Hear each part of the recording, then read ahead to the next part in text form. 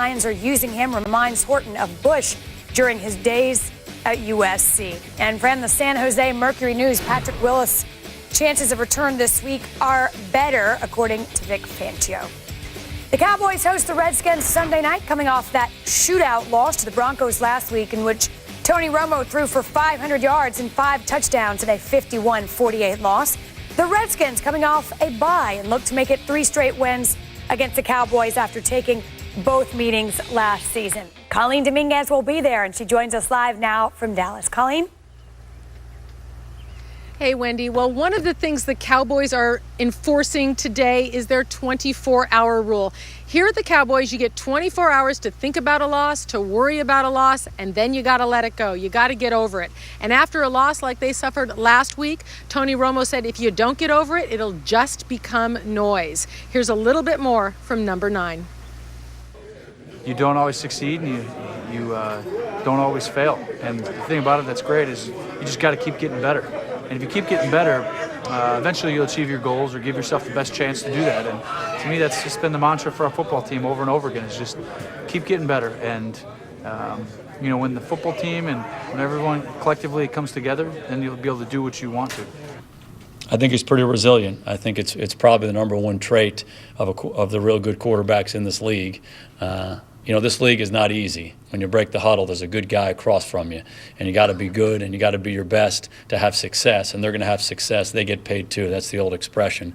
And when you play the quarterback position, you're going to have good games. You're going to have good plays, and you have to build on those. And you're going to have some things that don't go your way. You just have to keep coming. And Tony knows that better than anybody else. He's played this position for a long, long time. I think he does that really, really well, both within a game and from game to game. And make no mistake about it, this team has been very vocal this week in its support of Tony Romo.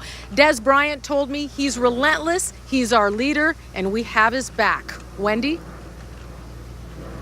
Colleen, thank you. It was certainly an epic shootout on Sunday, and it's another week, another game. That's how it works in this league. Any surprise at all if there's a hangover of any sorts? No, I can't see it. It's a divisional game. It's a huge game for them. They've got to win this. They've got to get themselves back on track. And they've had some good stories. Yes, Romo didn't play well. Right at the end, he had a great game. Terrence Williams, one of the rookies, has had a great season. Last couple games really coming on now. All of a sudden, Miles Austin's back, Shara, from his hamstring injury. Yeah, and all of a sudden, that first-place lead that seemed to be so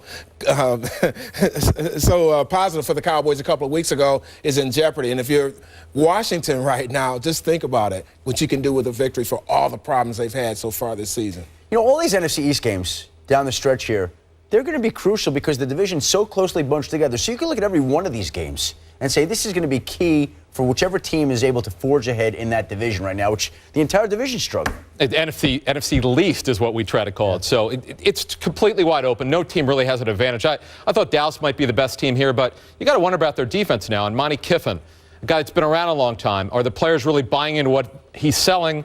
I'm not so sure. What has happened the last couple of weeks? He said blame him for the loss against Denver. Go ahead. Somebody deserves the blame. Blame him. All right. Well, if you want to volunteer, it works for us. He said blame him, not Tony Romo. About to go around. Yeah, no kidding. Robert Griffin III, by the way, 2-0 against the Cowboys last season. Up next, who will be the impact players, the key folks to watch in tonight's matchup between the Giants and Bears, our insiders.